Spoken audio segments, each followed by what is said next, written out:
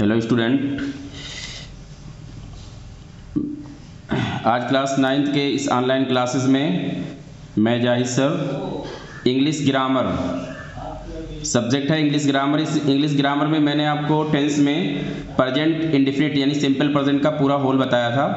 Present simple का positive, negative, interrogative और double interrogative पूरा रूल्स और उसकी एक्सरसाइज सहित सब मैंने आपको पूरा उसको समझा दिया था। तो इसे 10 दिन के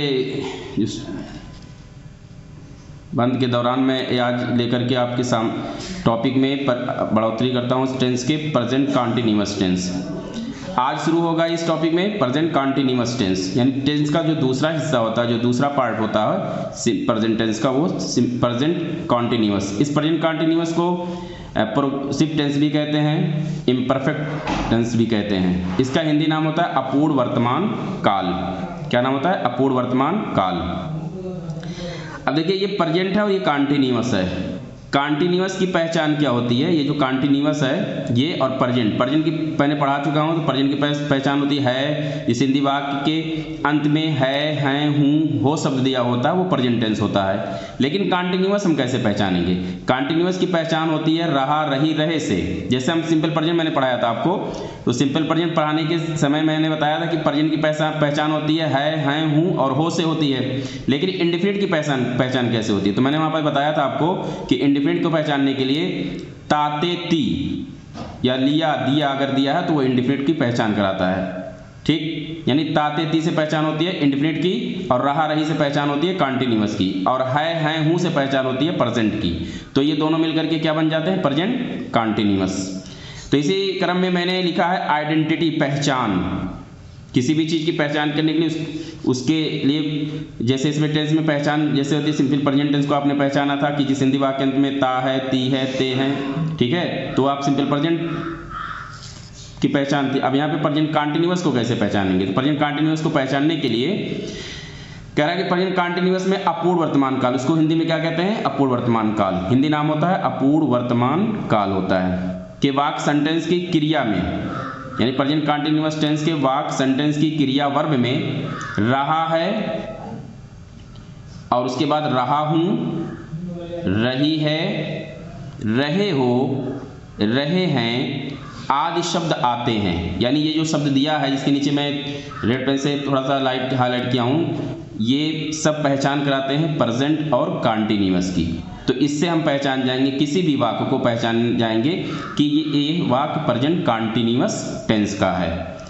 तथा और इसमें क्या होता है? इसमें एक काम और होता है, इसमें जो है कार्य के जारी रहने का समय नहीं दिया होता है। अगर कार्य के जारी रहने का समय दिया होगा तो वो प्रेजेंट परफेक्ट कॉन्टिन्यूअस हो जाएगा।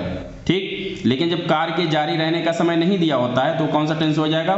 केवल होगा प्रेजेंट कॉन्टिन्यूअस टेंस। ठीक, तो उस वाक्य सेंटेंस को हम क्या बोलते हैं? प्रेजेंट कॉन्टिन्यूअस टेंस, अपूर्ण वर्तमान काल। ये तो पहचान हो गई, और इसमें कौन सा एक्शन होता है वो भी हो गया।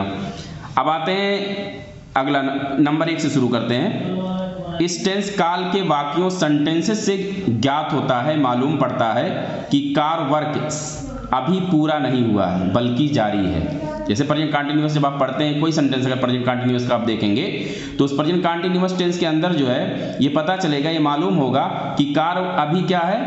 अभी पूरा नहीं हुआ है, बल्कि क्या है? काम जारी तो है, वर्क इन प्रोग्रेस है, लेकिन अभी वो पूरा कंप्लीट नहीं हुआ है। इसके रूल्स ऑफ ट्रांसलेट के जो नियम होते हैं वो है नंबर पहला, दूसरे नंबर, सेकंड नंबर पर चलेंगे।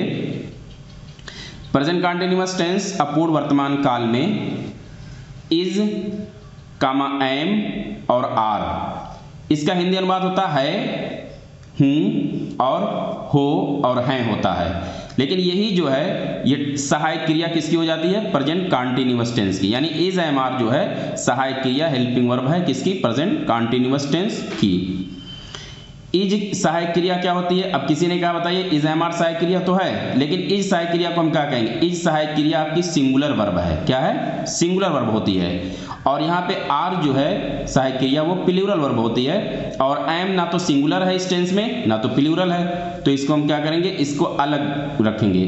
अब कह रहा जब इज सहायक क्रिया जो है हेल्पिंग वर्ब जो है सिंगुलर में है तो इसके साथ हम कौन सा सब्जेक्ट लाएंगे, सिंगुलर सब्जेक्ट लाएंगे।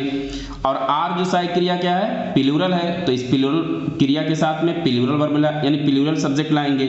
और एम के साथ में एक ऐसा सब्जेक्ट होता है प्रोनाउन के रूप में आई होता है, उसके साथ में एम का प्रयोग करते हैं। तो ये आपको क्लियर हो गया कि प्रेजेंट कंटीन्यूअस टेंस की सहायक क्रिया इज एम आर होती है।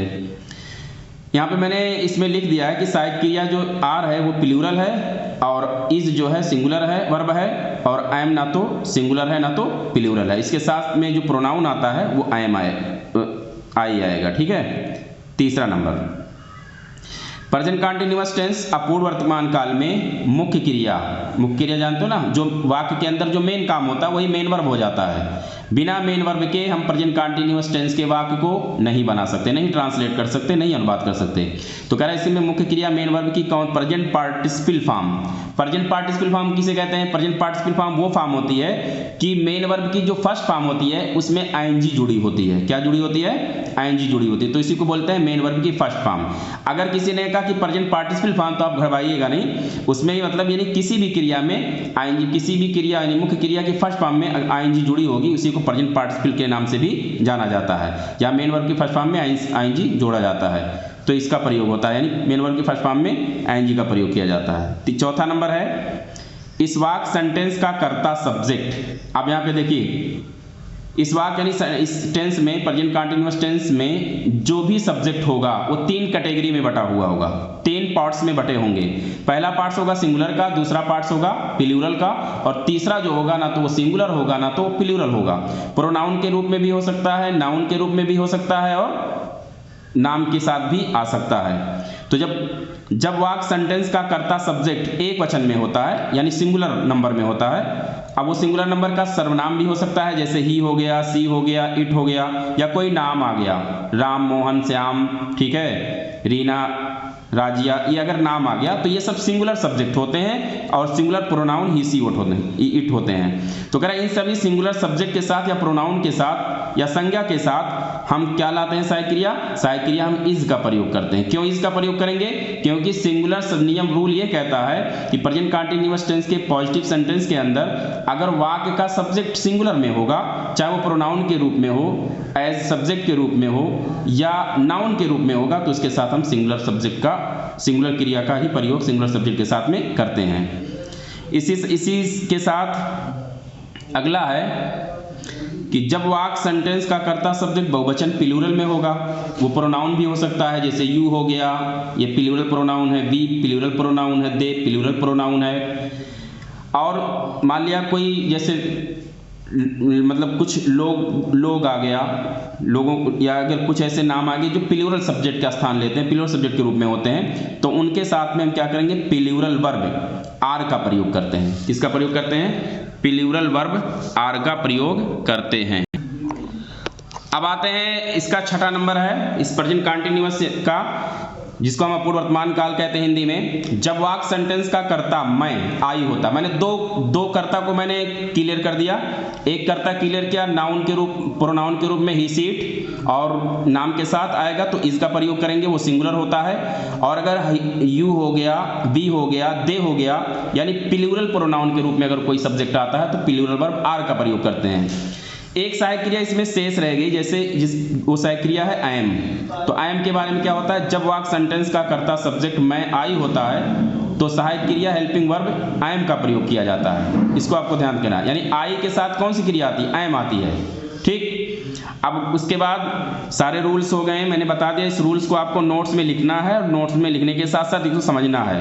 फिर आते हैं इसके स्ट्रक्चर पे चलते हैं। अब कह रहा है कि सारे रूल्स हो गए तो इसके स्ट्रक्चर देखते हैं कि प्रेजेंट कंटीन्यूअस टेंस अपूर्ण वर्तमान काल के पॉजिटिव अफर्मेटिव सेंटेंस, जिसको कहते हैं हिंदी में साधारण वाक्य का स्ट्रक्चर देखिएगा। स्ट्रक्चर में क्या होगा, जब पॉजिटिव सेंटेंस का स्ट्रक्चर हम बनाएंगे तो सबसे पहले क्या लिखते हैं, सब्जेक्ट। क्या लाते हैं, सब्जेक्ट ये नाउन भी हो सकता है, प्रोनाउन भी हो सकता है, कोई नाम भी हो सकता है, प्लस एचवी का फुल फॉर्म क्या होता है, हेल्पिंग वर्ब। अब कह रहा है कि प्रेजेंट कंटीन्यूअस टेंस की सहायक क्रिया क्या होती है, इज, एम और क्या होती है, आर होती है। ठीक। इज यहाँ पे सिंगुलर, आर प्लूरल और आई एम ना तो सिंगुलर ना तो प्लूरल। अब क्या सब्जेक्ट लगा दिया, हेल्पिंग वर्ब ले आए, फिर अगला क्या होगा प्लस मेन वर्ब की फर्स्ट फॉर्म या मेन या प्रेजेंट पार्टिसिपल फॉर्म, यानी मेन वर्ब की फर्स्ट फॉर्म में क्या जोड़ेंगे, मेन वर्ब की फर्स्ट फॉर्म में प्लस करेंगे आईएनजी को। ये हो गया, यानी सहायक क्रिया भी पता चल गई और मेन वर्ब भी पता चल गया कौन आएगा सिंपल प्रेजेंट कंटिन्यूअस में। उसके बाद plus other word, other word चाहे लिखिए चाहे आप ऑब्जेक्ट लिखिए, वो बात दोनों एक। Other word plus complement, complement हर क्रिया का हर कर्म का कॉम्प्लीमेंट पूरक होता है और अंत में क्या आएगा फुल स्टॉप। ये स्ट्रक्चर है, यानी सबसे पहले क्या आएगा सब्जेक्ट आएगा, फिर इन तीनों सहायक क्रियाओं में से कोई एक सहायक क्रिया अकॉर्डिंग टू सब्जेक्ट आएगी, फिर उसके बाद मेन वर्ब की फर्स्ट फॉर्म में आईएनजी जोड़ेंगे मेन वर्ब को पहचान करके, फिर अदर वर्ड लाएंगे जो ऑब्जेक्ट के रूप में आएगा प्लस कॉम्प्लीमेंट फुल स्टॉप। तो ये रूल्स, ये स्ट्रक्चर है ट्रांस सेंटेंस को बनाने का। तो आज की वीडियो में बस इतना ही। अगली वीडियो जो मैं लेकर आऊँगा तो उसमें पूरा आपको प्रेजेंट कंटीन्यूअस के पॉजिटिव का पूरा एक्सरसाइज सिंगुलर सब्जेक्ट के साथ, प्लूरल सब्जेक्ट के साथ और मैं के साथ बताऊंगा। अब आज इतना ही इस वीडियो में, इस ऑनलाइन के क्लास में आप नोट करिए और नोट करने के बाद इस नियम को समझिए।